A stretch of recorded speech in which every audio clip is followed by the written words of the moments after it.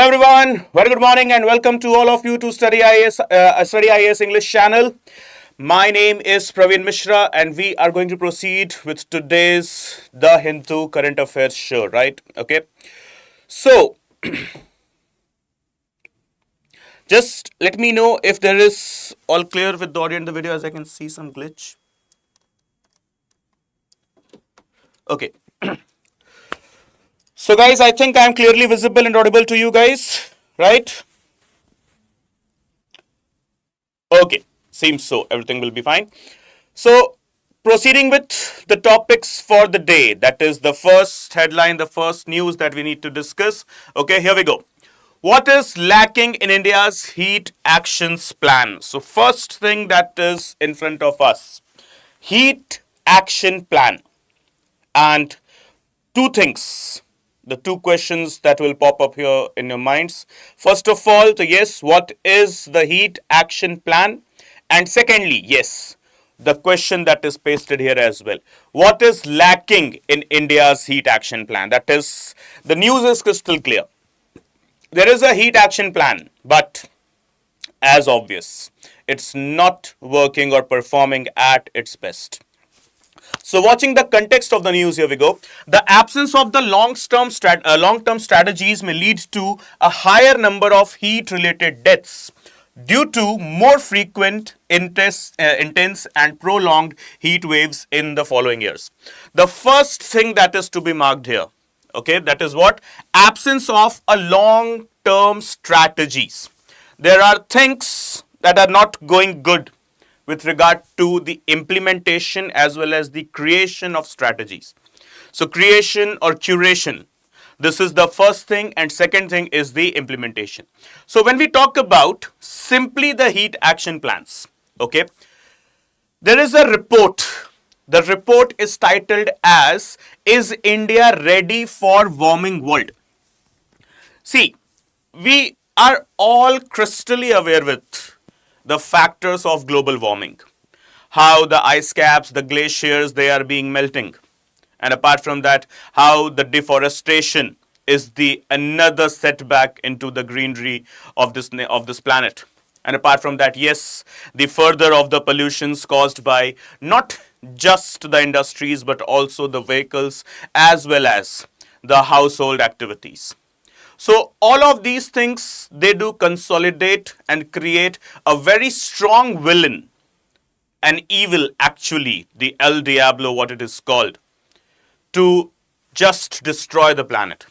And hence, there are multiple reports, multiple actions, multiple initiatives taken to preserve the planet, preserve the greenery of the planet.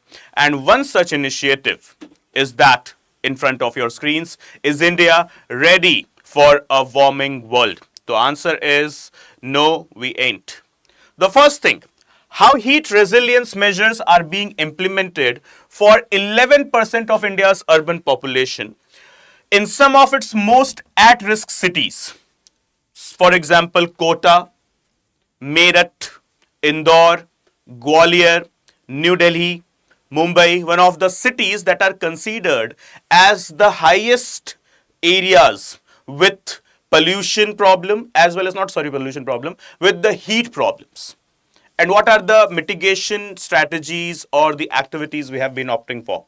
So as what we can see, there is a group, there is a company, there is an organization basically known as SFC, known as Sustainable Future Collaboratives, okay, which is a Delhi-based research organization which was authored by researchers from SFC, King's College London, as well as Harvard University of US, Princeton University of US, and the University of California.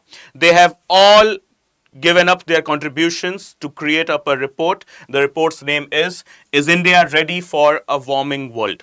Okay, so the report, the players of the report. So there are multiple names. The first one is the indigenous one, that is SFC, simply Sustainable Future Collaboratives. And along with that, a couple of universities from America and a university from England as well. They are performing the active participants role in comparison when it comes to the curation of the report that is named as, Is India Ready for the Global Warming World? Now, what is the heat action plan basically? how do I define this term, a heat action plan? What is this? Is a heat action plan is essentially an early warning system and a preparedness plan for extreme heat events. Basically, the plan presents immediate as well as longer term actions. So guys, the things that we need to mark with regard to our prelims as well as mains, what is that? Heat as well as, that is longer as well as immediate plans, right? What are the things? Here we go. The plan represents immediate, first thing, as well as long-term actions to increase the level of preparedness, information sharing, as well as response coordination to reduce all the health-related impacts because of the extreme heat. So this is what simply, in simple terms, we can call it the heat action plan. Okay. Now, moving to the next thing here. How was the new study carried out? What were the features or the elements or the points that were carved inside the report? Is India ready for the warming world? Okay. So here we go. The first thing, for their analysis, the researchers identified cities with populations over 1 million based on the 2011 census. All of the cities which are having a population more than 1 million, simply 10 lakhs, according to the census of 2011. The report highlighted these areas that were expected to experience the largest increase in dangerous heat index values, which combine temperature and humidity relative to their recent historical average. So simply speaking here, okay, in a very simpler terms, what we can say, the report, is India ready for the warming world or the warming globe? It identified Indian cities with a population having not less than 1 million or the 10 lakh. And what is the basis of this population? The basis of the population is the census of 2011. As the next census was about to happen in 2021, but officially it hasn't been done or performed yet. So the official census which we have with ourselves is the 2011 census only. And how many cities? All those cities with a population of not less than 10 lakhs. They were identified to create up the report. Okay, so this is all with regard to the heat action plan. And now moving on to the next topic for the day. We have seen this in our newspapers and the preceding topics, the preceding current affairs chapters as well that we have discussed, okay, on the very same channel, that is StudyIQ IS English channel. That is about the bribery or some alleged information or a particular report that has been highlighted that a judge of a high court was having good stash of cash with himself at his residence. It's clear-cut direction. It's a clear-cut indication that the judge, honorable judge, who could have been involved in some corrupt activities or could be even beyond that. Now, there would be a question in your mind, what is beyond that? Yes, corrupt is corrupt, no doubt in that. But there are levels of corruptions. Levels of corruptions could also lead to some anti-national activities. And make no mistake here once again, any type of corruption, from the lowest level or to lowest intense level to the highest intense level, corruption is always anti-national. It raises big concern over your nationalist tendencies as well as your patriotism. Specifically, when you are holding such a high position, that too of a high court judge. So how the judiciary's in-house inquiry against Justice Yashwant Verma will work. And now the question here is, what is this in-house committee? A 3-member committee will be constituted to look into the allegations of cash being found at the official residence of the Delhi High Court's judge. The point is, when we talk about the provisions of the Constitution under Article 124, the judges could be removed from their office, but the removal procedure should take place only on two grounds.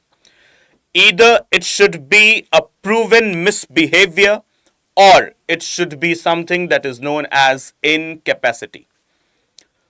Proved misbehavior and incapacity only. But the question here is, the Constitution has not justified the term proved misbehavior. And here comes the another twist. It is an in-house inquiry. It is about not misbehavior. It is about bad behavior. So there are differences. There are concerns that we need to understand here. So talking about the whole story here, as what we can see, the news.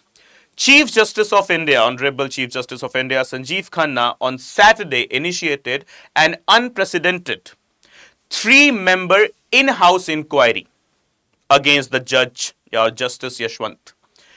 The internal inquiry of the judiciary. What does it actually explains? Internal inquiry as in it doesn't involves any type of parliamentary authority or a body. Simply, it just involves the judiciary and nothing else. So, the internal inquiry of the judiciary, which follows a process that is distinct from that of the impeachment or removal. Guys, please be very clear here. Okay, impeachment is different. Impeachment procedure, or the, simply speaking, we don't use word impeachment, but we often use the word removal, as the word impeachment has been kept exclusive for the president only, right? So when we talk about impeachment or removal and an in-house inquiry, it is absolutely distinct, right? So the process that is distinct from that of the impeachment under the Constitution will be carried out by Chief Justice of Punjab and Haryana High Court, that is Justice Sheel Nagu, and Chief Justice of Himachal Pradesh and High Court, Chief Justice G.S. Sandhwala, and Justice Anu Sivaraman of the Karnataka High Court. So as you can see, 3 Chief Justices of different High Courts are involved in the in-house inquiry against the alleged judge, right? The alleged cash stashment inside the official residence of the House of Delhi High Court judge. Okay, so 3-member committee. Okay, and who are these 3 members? Basically, they are all Chief Justices of different High Courts. So talking about how a judge is removed according to the Indian Constitution. So as you can see the process as it's pasted here on your screens. The removal procedure is mentioned under Article 124 Clause 1 of the Indian Constitution. Okay. The first thing that we need to highlight here,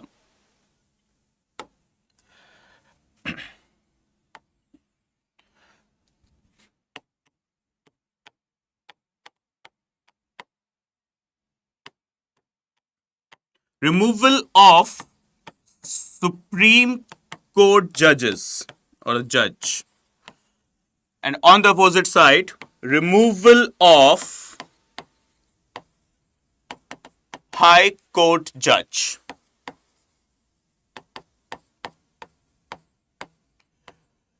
Is there any difference between the two removal procedures? Will there be some different bodies involved, or will it be literally the same one? Literally be the same thing. So to answer this, we have got, there is no distinction. Removal of a Supreme Court judge, the procedure of the removal of the Supreme Court judge is absolutely equal for the removal of a High Court judge. And what is basically the procedure? The removal needs a parliamentary approval before it is sent to the president. Yes, you heard it correct. Don't get misunderstood here. Okay. Removal needs what? Removal needs parliamentary approval. Okay. before it is sent to the president for the final signature. So what happens? Firstly, the first step,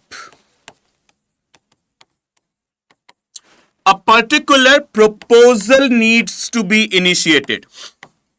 Proposal could be initiated in either house of the parliament, that is, it could be Lok Sabha as well as Rajya Sabha. In case if it is initiated in Lok Sabha, it needs the support of at least 100 members. Okay, it needs the support of at least 100 members. It is then further given to the speaker in the case of Lok Sabha, or chairperson in the case of Rajya Sabha it will be. So in case of Rajya Sabha, the removal proposal needs to be supported by at least 50 members. Then it is given to the chairperson. The chairperson or the speaker, whosoever is the person in charge, has got absolute discretion. They both have got the absolute discretion. They could either accept the proposal and they could either deny it. They have got this absolute discretion within themselves. If they do so, accept it, then only the removal procedure shall start. In case they deny, then there will be no further discussions over it. Let's say, for example, they have accepted it. The speaker in case of Lok Sabha, the chairperson in case of Rajya Sabha have accepted it. Now what is the next? The removal motion. The removal motion must be passed by 2/3 of the members, those who are present and voting. That is, a special majority is required.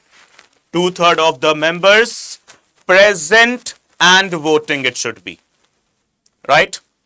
Then only it will be, and it should be from both the houses.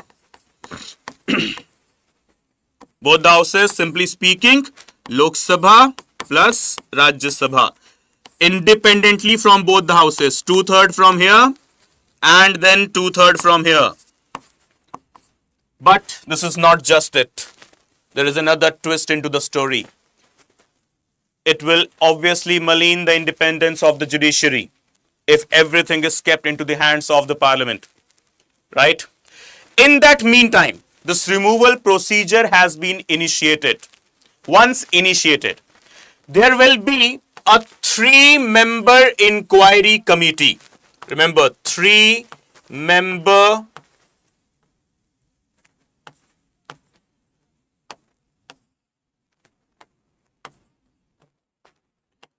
inquiry committee, at least, or maximum actually, not at least, 3-member inquiry committee. Who will be there? The first person will be there as the Chief Justice of India. Second one, Chief Justice of any High Court. And third one will be known as Distinguished Jurist in the eyes of the President, obviously. Right? So these will be the 3 members who will be conducting the inquiry. What inquiry? That is the charges framed on the judge. They will inquire about it, the 3 members. They will inquire about the charges, and if in case, remember, if in case they found the charges to be correct, then only the removal procedure shall continue. In case the inquiry committee stated no, the charges framed on the concerned judge is woke, is having no real existence or any kind of the proper evidences are available, then in that case, the proceedings of the removal of the aforesaid judge shall be immediately ended. Immediately. Okay. But in case they have justified that yes, charges framed are correct, then only it will be passing into the particular houses, and then it will be sent to the president.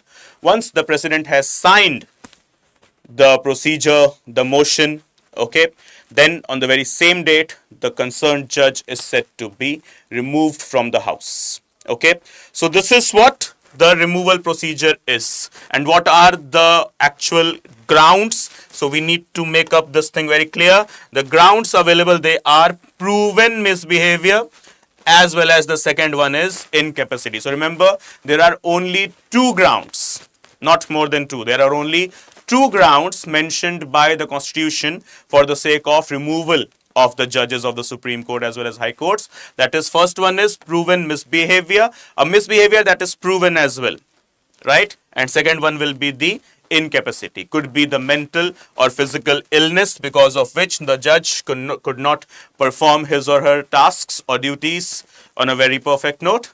That is known as incapacity. Okay. Now, the next thing we were discussing so far right now about the removal procedure that is based only on proven misbehavior and incapacity. Now here we talk about in-house procedure.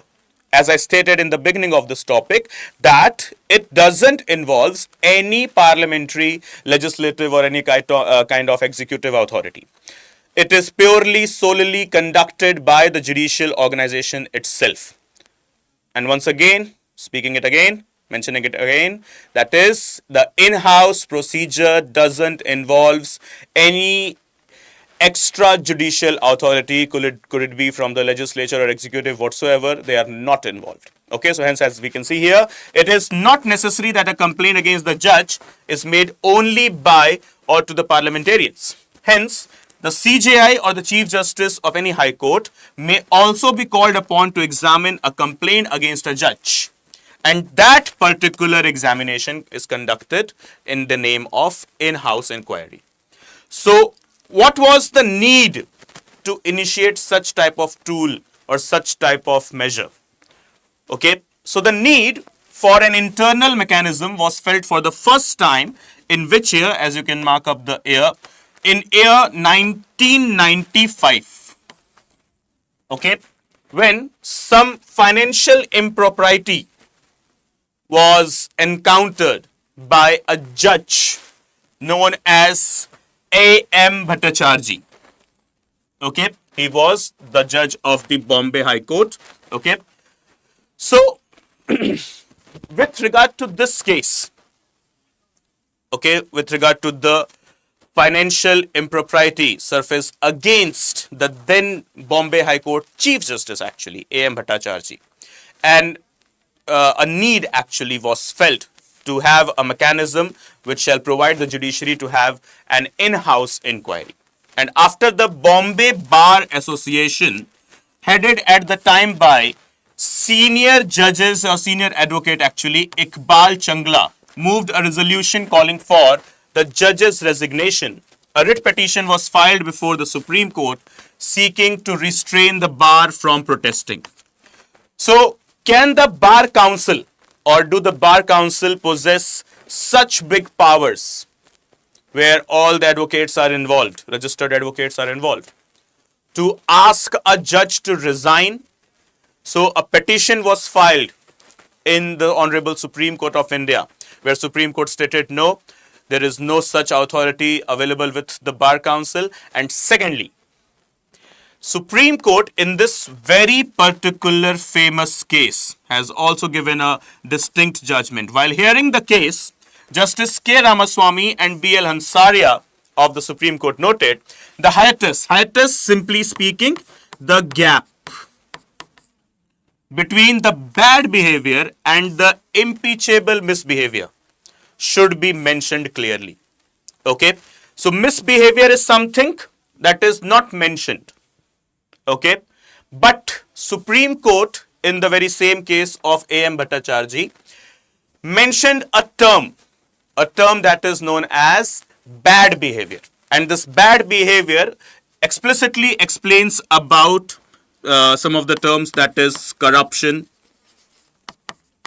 or in fact some unethical discharge of functions. So they both are interrelated concepts. So having such big amount of cash, it was in some crores of cash kept inside the official residence itself, leads to the clear-cut understanding that yes, Firstly, it is the case of corruption, and secondly, the corruption is something which is covered under the umbrella term that is unethical discharge of functions. Okay, so an in-house inquiry has already been initiated. Okay, and let's wait what the in-house inquiry will provide us, the report of the particular committee. Okay, so further, the Supreme Court noted there was no process to hold a judge accountable for a bad conduct inconsistent with the high office, when such a conduct did not meet the high bar of impeachment set by Article 124 of the Constitution. So the Supreme Court stated that yes, misconduct is there, but bad conduct is not there. Hence, Supreme Court wrote down this term bad conduct in its rule book. Not just the rules for the Supreme Court, but the whole of the judiciary. And this is what this bad conduct is called by the judges as a yawning gap. Guys, please make it clear. Okay, what do you mean by the term yawning gap? The yawning gap is the gap that justifies the difference between bad conduct or misconduct. Okay, the yawning gap, once again, what is this?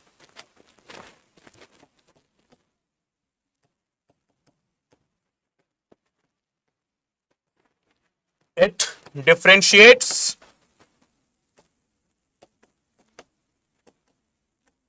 between misconduct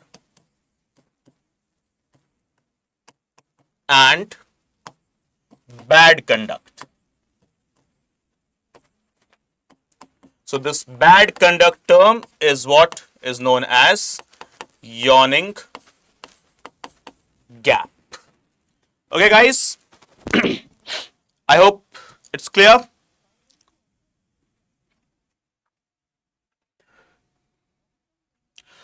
So, the next news, once again with our Northeast. This topic that we have, I guess, discussed multiple times before has once again popped us in front of us in our newspapers.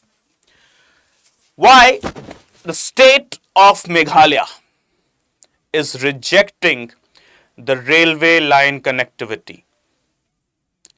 Simply as the concern is, simply as the news is, first of all. The Meghalaya state government has denied for the implication or any type of construction activities related to the extension of railway connectivity in the state. They have cited some particular reasons, and the reasons are on a very valid ground. We all as Indians, we must understand that the growth is mandatory, the development is necessary, but there is a catch in this. Growth and development should be always sustainable in nature. The growth and the development concept should never be harming or disturbing or fabricating my mother nature. And when I am a state who is heavily relied on nature, then in that case, there should be nothing done which actually troubles the genesis of my state. And once again, here is the concept. Our whole of Northeast, starting from Assam to Sikkim to Manipur to Mizoram to Tripura to Nagaland to Arunachal Pradesh, their genesis relies over Mother Nature, the greenery, right? And when we talk about growth and development, as I was speaking a couple of minutes back, the growth is mandatory, the development is necessary. There is no question over this particular aspect. But yes, I must make this thing clear that the growth and development should come not at the cost of destruction of the greenery, and specifically to those areas which are known, their USP is their greenery, their nature. And so the denial of Meghalaya government, and so the denial of the implementation of the railway line in order to protect the nature stands absolutely on valid grounds. There is no question that whether there is any political stunt or a political publicity or any type of cheap activities are involved here. No, it's absolutely not. So long-standing concern has been the possible unchecked influx of outsiders into the state if the railway projects are completed. The next thing, if the connectivity is enhanced, so will be the tourism. And will this enhanced tourism not be providing boost to the economy? Undoubtedly it will be. But yes, it will be the boost to the economy at the cost of the nature. It will provide us some short-term wonders, pleasures towards economy. But in the long term, it will be a clear-cut case of destruction of Mother Nature, specifically to the state which is having Genesis as its nature. Right? So this is why the Meghalayan state has denied. And their denial, once again, is on a very absolute grounds. So talking on the further things. With this, Shillong became the only state, Shillong as in the capital city of Meghalaya, became the only state capital in the country without a railway connectivity or an active ongoing railway project underway. Right? So remember guys, the facts for prelims. Shillong has become the only state capital in our nation without an active railway project. Call it be the constructed or an under construction. Right? Nothing in Shillong is there that is known as railways. So new protests have now cropped up into the state's Jaintia Hills against a recently sanctioned project to bring a railway line to Jovai. That is the biggest town in the Jaintia Hills.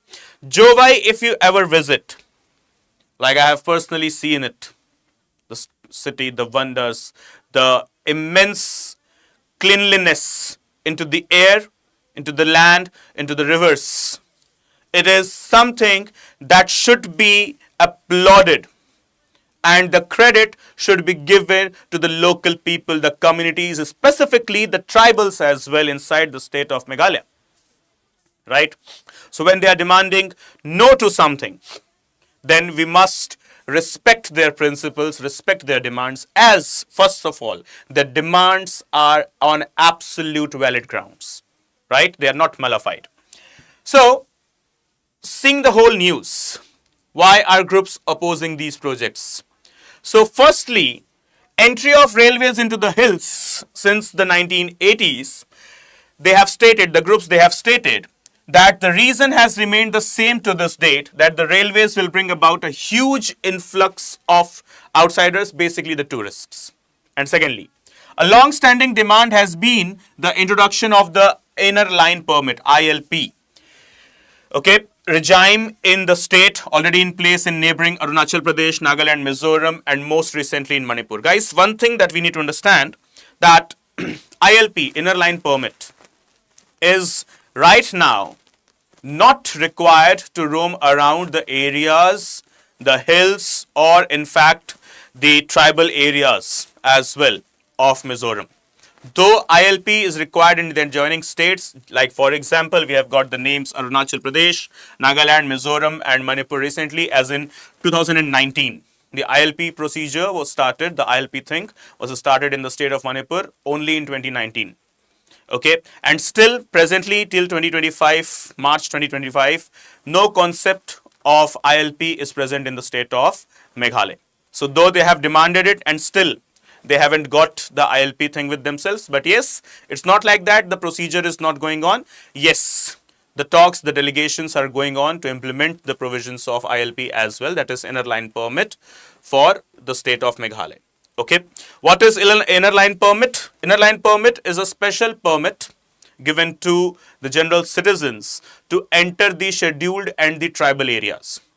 If you have read polity, you would be aware that there are schedules, Schedule 5 and Schedule 6 in our Indian Constitution, okay, that deals with the administration of scheduled and tribal areas. And with that, we have got to know that the general movement of the general masses, okay, in some scheduled and tribal areas are prohibited. But in case you want to, then for that you need to seek a permit that is known as ILP, inner line permit, from the local administration to move into those areas. Okay, simply you can connect it with something that is known as visa. In order to visit any foreign country, for example, you need visa, right? Just like in order to visit our scheduled and tribal areas, though if you are an Indian as well, regardless of being you are Indian or not, okay, you are from the very same state or not even, then also you need the ILP to enter the scheduled as well as the tribal areas. Okay. So the ILP, once again, an official travel document issued by the respective state authorizing the travel of an Indian citizen into a protected area for a limited period. Okay, an Indian citizen who does not belong to these states cannot stay beyond the time period specified in the ILP. As I stated, you can just relate it with visa thing. Okay. Next, why has Hyderabad been classified as urban heat island? Island? Really? Hyderabad could be not an island, right? Then is it a printing mistake or typing mistake something? No, it's not. Okay? It's written and it's written correctly. That is why Hyderabad has been classified as urban heat island. So firstly, moving to the context of the news. Recent temperatures rise in Hyderabad has turned the city into an urban heat island, that is simply UHI, with higher temperatures than surrounding rural areas. Telangana's Socio-Economic Outlook 2025 report acknowledges this phenomena. Socio-Economic Outlook Report 2025 is specifically based for the state of Telangana, has identified that the adjoining areas from the city of Hyderabad, they are having comparatively a lower temperature. But when it comes to the temperature of the city, the another high-tech city that is being, going on right now in the name, Hyderabad, is facing a high level rise of temperature. And this high level rise of temperature leads the economists, the environmental experts, to call Hyderabad one of the UHIs, that is urban heat island. Okay, moving with the further of the points that we need to understand, what are the findings of the Socio-Economic Outlook Report of 2025 for the state of Telangana. So the Telangana government mentioned in its report after the Urban Heat Stress Tracker, Hyderabad document published by the Center for Science and Environment, that is CSE, mark this thing, Center for Science and Environment, not the Civil Services Examination. Okay, highlighted the growing intensity of UHI effects in Hyderabad and other areas of Telangana. Further, the report states a 1 degree Celsius increase in the temperature for March to April 2024 compared to the 2014 to 2023 areas level or the era level, with humidity levels rising by 10% over the last 2 decades. So annual temperature rise is 1 degree Celsius, whereas the humidity level rise is 10%. It's not a small data. 10% over the last 2 decades.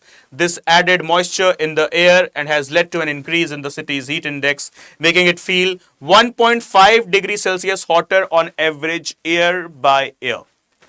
Right? So increased heat, that is increased temperature, leads to the increased moisture there as well, and that troubles the residents. And this particular UHI thing is also deadly for the humans. Okay. Now, why such things have happened in the city of Hyderabad? As I stated, that Hyderabad, the another hi-fi or sci-fi, simply. Not fi, it's not fictional, but yes, another IT hub of our country, apart from the city of Bengaluru. The next IT hub that is being constructed on a very swifter note that is the city of Hyderabad.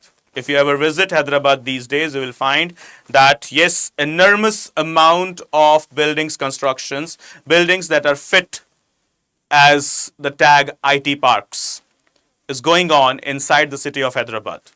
Okay. Yes, once again, the very same concept. Growth is mandatory, development is necessary, but not at the cost of harming the mother nature. And this is what we humans have done since the start of the Industrial Revolution, that is 18th century.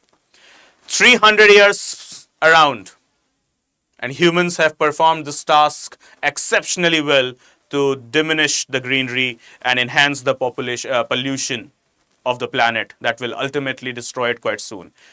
War is the biggest trouble for us. Yes, one of the biggest troubles, not the only biggest trouble. The another one on the far side of the war itself is pollution. Okay, so reasons why Hyderabad has tagged as UHI. So here, first of all, concrete expansion has more than doubled. Okay, that is because of the enormous amount of construction going on. Obviously, the buildings are made of concrete. So concrete also enhances the rise of temperature. Second, Hyderabad experiences 30 to 90 days each summer when temperature exceeds 37 degrees Celsius, making heat waves more frequent and severe. Although green cover has increased, okay, yes, the green cover has increased, but concerning the population, considering the enormous amount of construction as well as the concrete expansion, the green cover doesn't fit well. Okay, we need to enhance the green cover as well. And the next thing, how do I define basically the urban heat island? Are they really the islands only? So obviously Hyderabad is not an island. So answer is clear, right? Just a second, guys.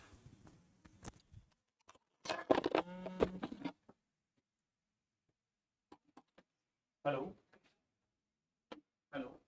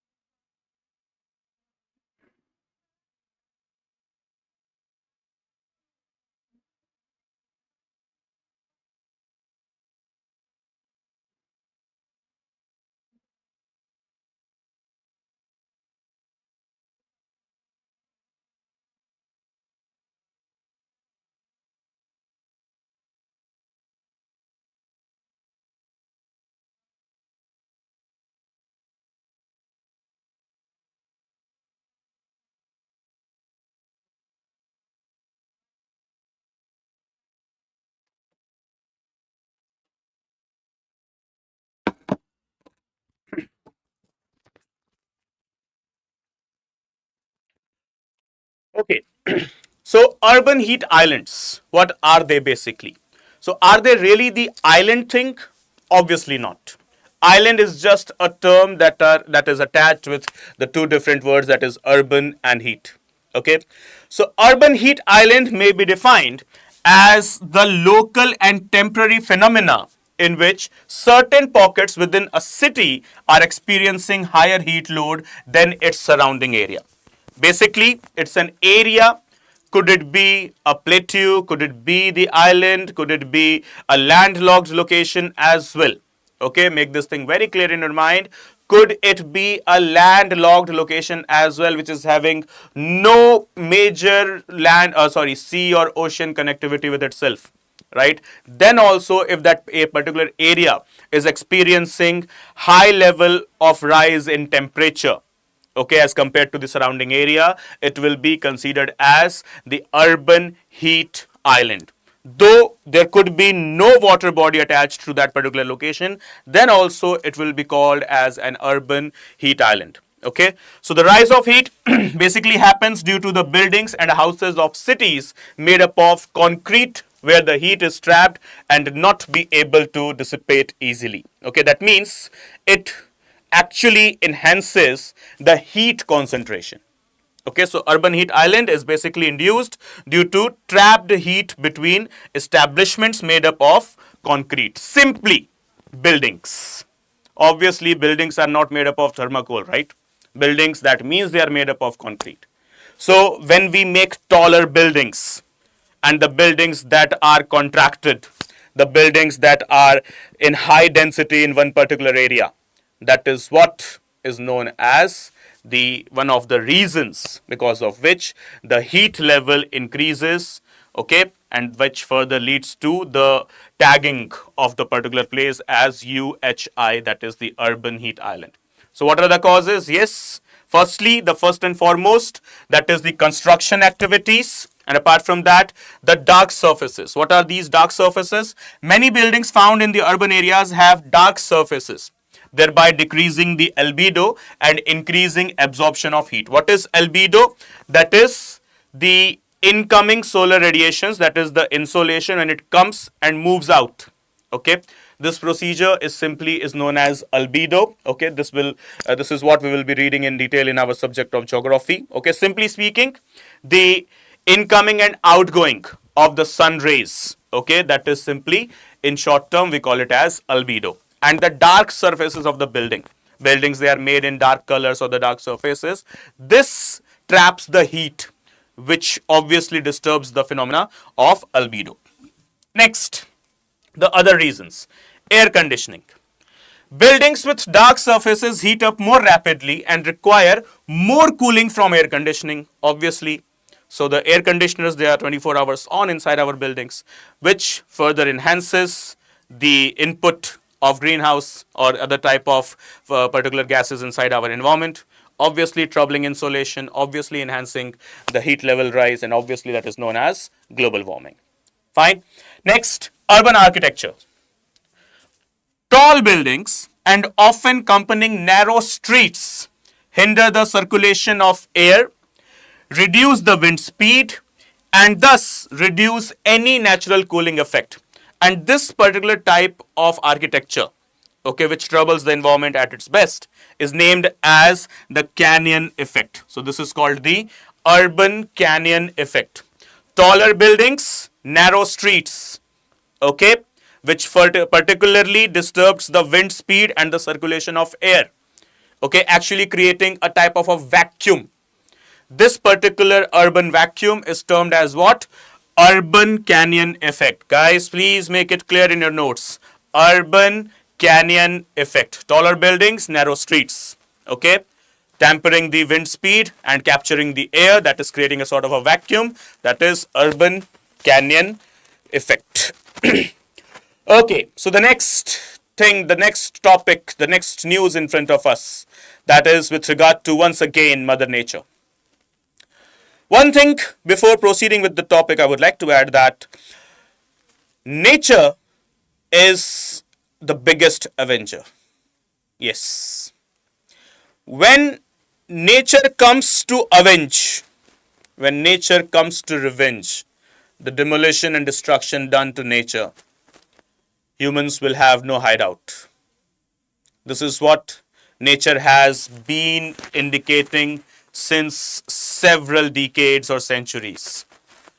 COVID was one of that natural indication that do not tamper the nature. Earthquakes, okay, floods, droughts, all the El Nino and La Nina impacts, tsunamis, and any such type of natural catastrophic events.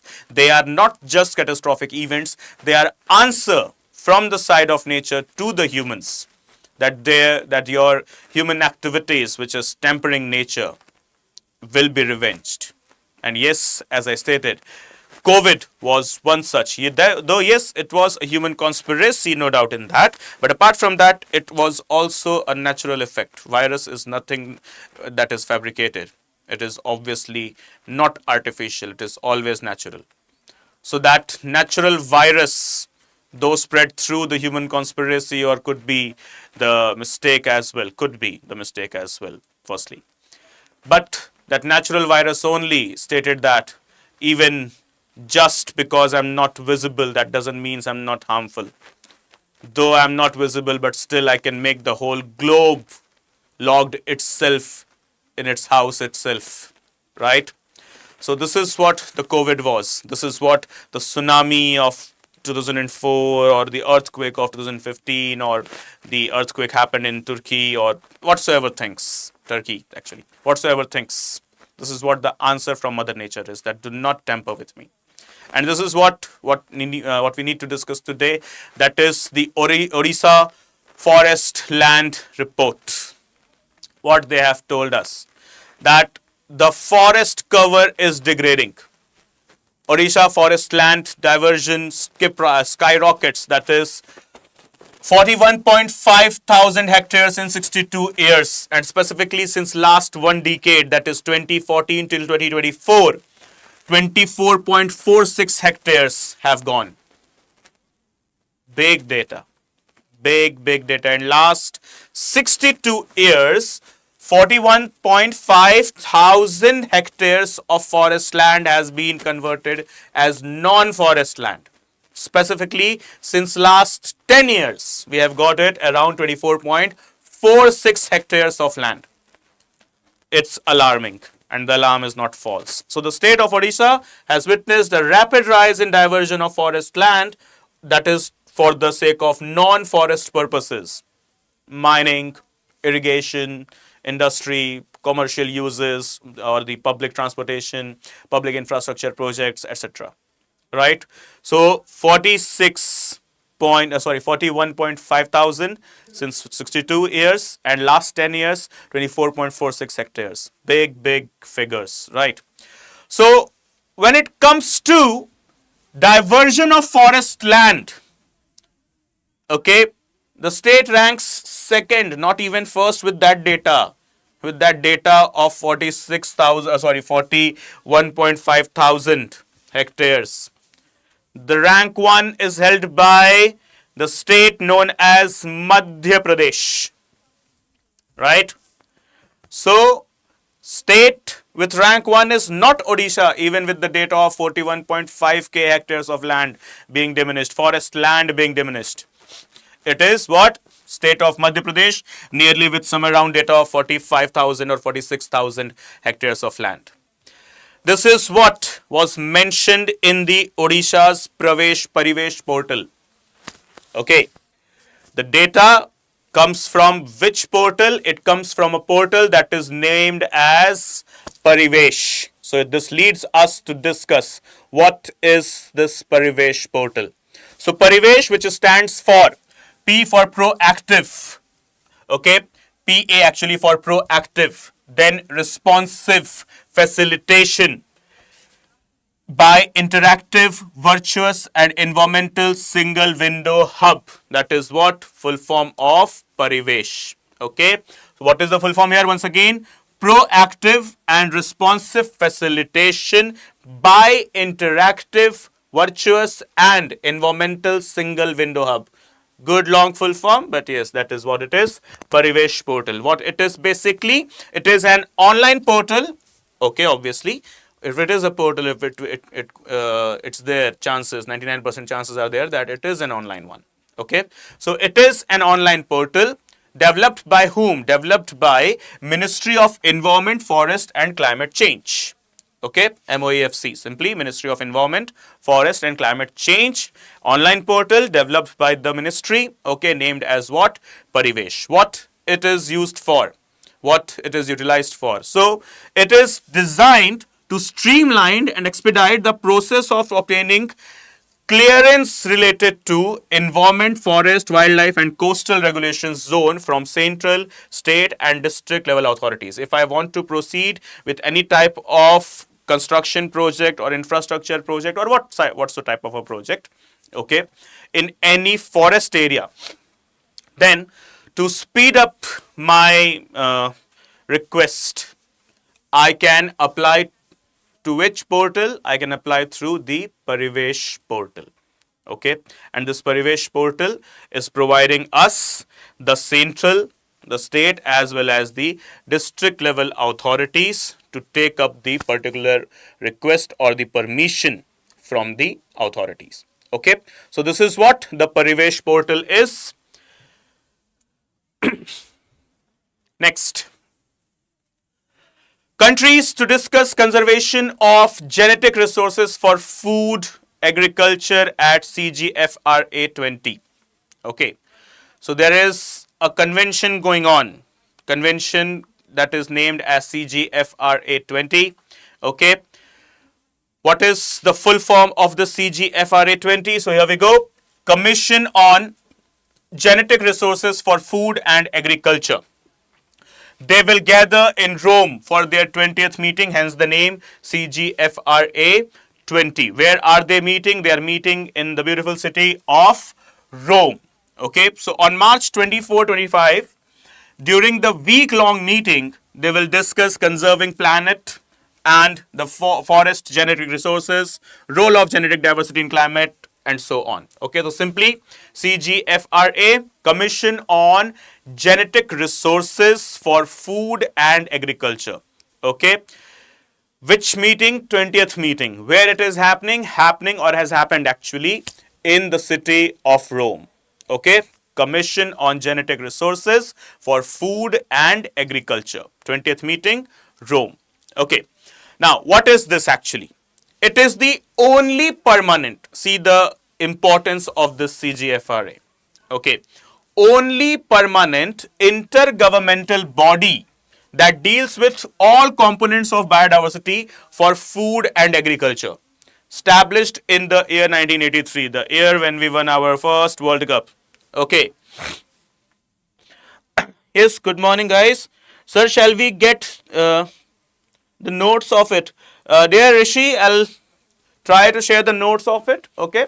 In the next session, I'll be sharing my Telegram channel link. Okay, so there you guys can connect with me so that we can share the things what is needed. Okay, right. So coming to the point, it was established when? CGFRA, established in the year 1983. What is the aim? To reach international consensus on policies for the sustainable use and conservation of genetic resources. Are we, that is India, part of it? Yes, so along with 178 other countries, in total 179, that is India is also part of the particular group that is known as CGFRA. Okay, so guys, this brings us to the last thing of the session, the most wonderful thing as well. That is the related questions for the topics that we have discussed. Okay, so here we go with the first ever question for the day. That is consider the following statements with regard to the HAPs, that is HAPs, that is Heat Action Plan. First statement. Guys, please be very quick while answering. Don't worry, you will answer right or wrong. There is no assessment going on. It is something that is known as enhancement. So let's enhance our knowledge. Okay. So with regard to HAPs, the primary objective of HAPs is to improve forecasting and early warning system to prevent heat-related illness and deaths. Second, the NDMA, National Disaster Management Authority, has issued guidelines for states to develop their own HAPs. And third, the first heat action plan in India was implemented by the state of Rajasthan. So you have to tell which of the following statements is or are correct. So 1 and 2, 2 and 3, 1 and 3, all of the above. Come on guys, quickly. I need answers quick and fast, please.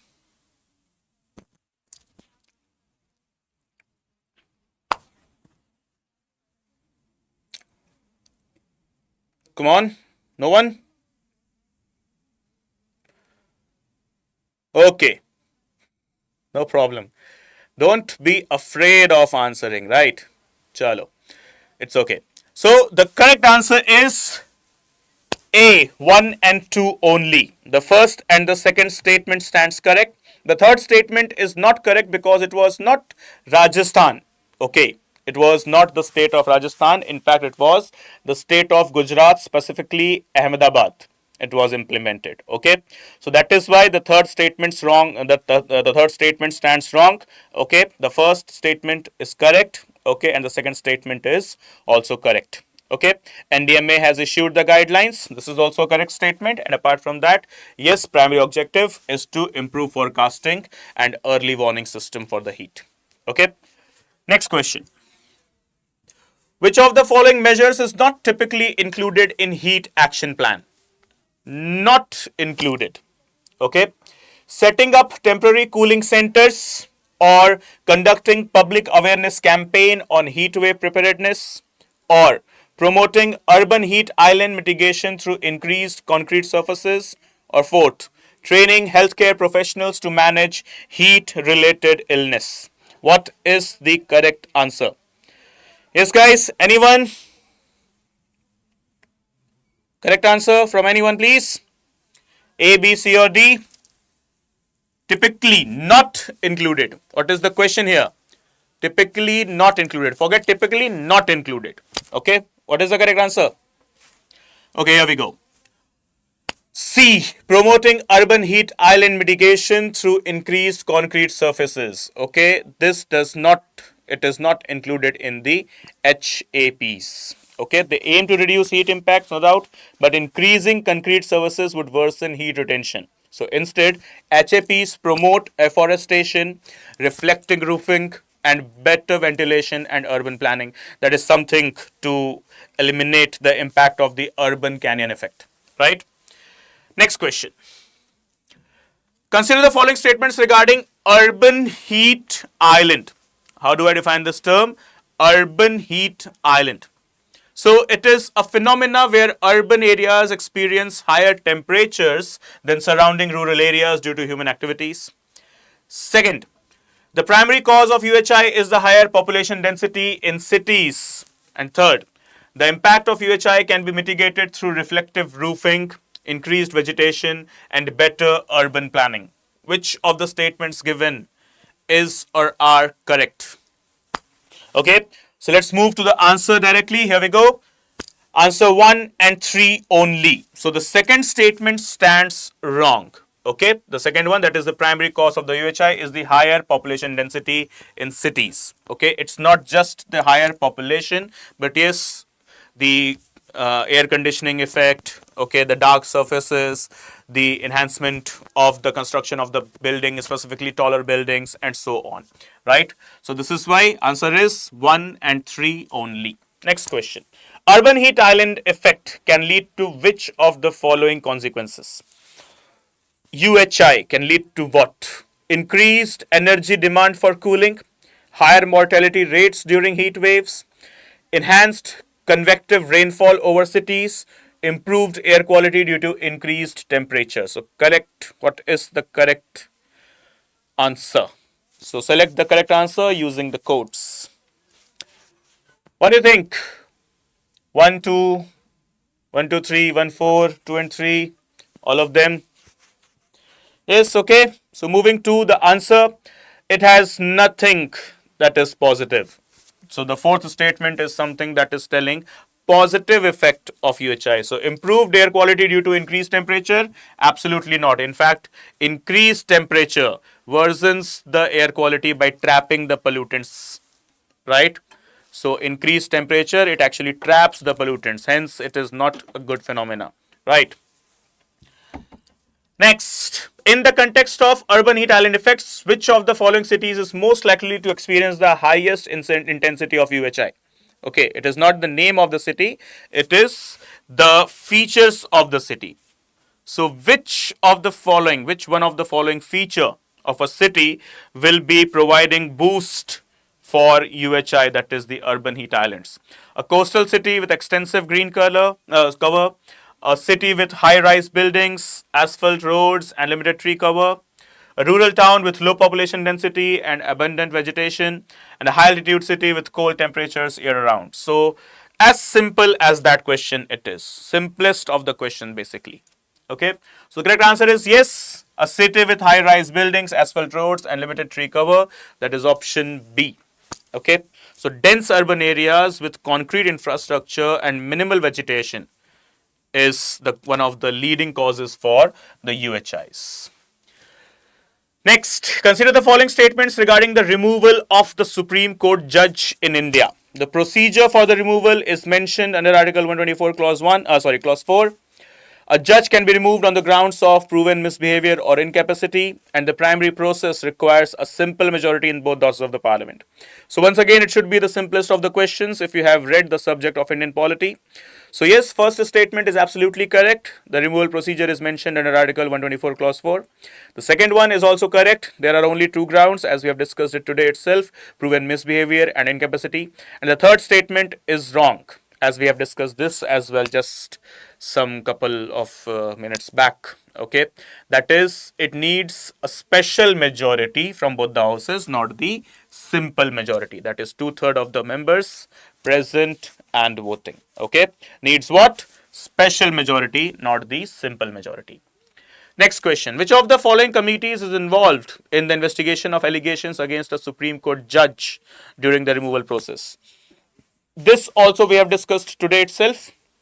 Okay, a three-member judicial committee consisting of the sitting judges and legal experts, Union Cabinet and Chief Justice of India, the Parliamentary Ethics Committee, and the Law Commission of India. So, as we have already discussed this in the PIL segment, the PIL class we had yesterday, okay, that judiciary is absolutely independent.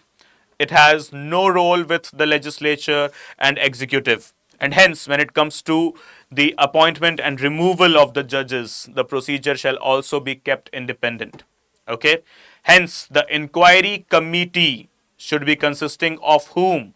The judges itself. Hence, the correct answer is option A, a three-member judicial committee consisting of sitting judges and legal experts only. They should be not the politicians simply. Next, consider the following steps in the process of removing a Supreme Court judge in India.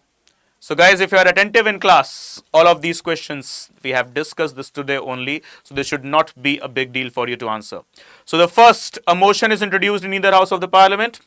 Second, the motion must be signed by 100 in case of Lok Sabha and 50 in case of Rajya Sabha MPs. Third, if the motion is admitted, a judicial committee is formed to investigate. And fourth, if proven guilty, the judge is removed by the president without further parliamentary approval. Which of the above steps are correct? See, the first step is absolutely correct, that yes, it could be introduced in either house. Second is also correct. The either house, that means Lok Sabha, Rajya Sabha. In case Lok Sabha, 100 members needs to sign the proposal. In case of Rajya Sabha, 50. So second statement is also correct. Third statement, if the motion is admitted, a judicial committee is formed. Just the previous question it was that we were discussing. So third statement is also correct. So 1, 2, and 3, they are the correct. What about the fourth one? Is the fourth one also correct? If proven guilty, the judge is removed by the president without further parliamentary approval? No, the further parliamentary approval is required. That is, the motion must be passed by both the houses of the parliament with special majority. Okay, before the president issues her order of removal. Okay. Next question. Consider the following statements regarding the inner line permit, ILP, as we were discussing it with the Meghalaya news today. Right. The ILP system is implemented under the Bengal Eastern Frontier Regulation Act, that is 1873, BEFR 1873. Second, it is required by Indian citizens and foreign nationals to enter certain protected areas. Third, the ILP system is enforced to regulate migration and protect the indigenous communities of the Northeast. So, which of the following statements given above is or are correct? So, moving directly to the answer here. Option 1 and 3 only. Okay. See, the first statement is correct. ILP system is based on the BEFR, that is Bengal East Frontier Bengal East Frontier Regulations 1873. That is the correct one. Enacted by the British to control trade and prevent outside settlement in the tribal areas. The next, Indian citizens need ILP to enter ILP notified states, but foreigners do not require ILP. They require what? A protected area permit. So, difference between ILP and PAP. ILP is for citizens, PAP for the non-citizens, that is non-Indians, that is foreigners, that is protected area permit. And the third one, ILP aims to protect indigenous communities by regulations or by regulating the entry, okay, of the non-residents of Northeast, right? So correct answer 1 and 3 only. Next question. What is the difference between ILP and the PAP, as we have just a minute back discussed? Okay. ILP is required by Indians, whereas PAP by the foreign nationals. Absolutely correct statement. PAP is issued by the Ministry of External Affairs, while ILP is issued by the respective state government. Let's see. PAP is applicable only to border states, whereas ILP is applicable to any state seeking protection for its indigenous people. So what is the correct answer? The first statement is absolutely correct. The third statement is also absolutely correct. What's your view on the second statement? So PAP is issued by the Ministry of External Affairs, no doubt in that.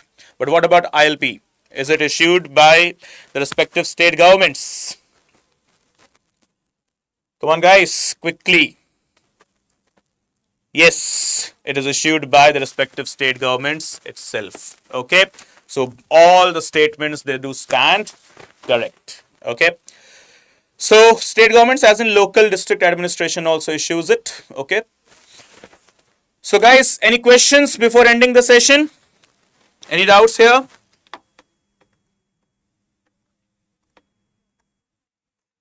No?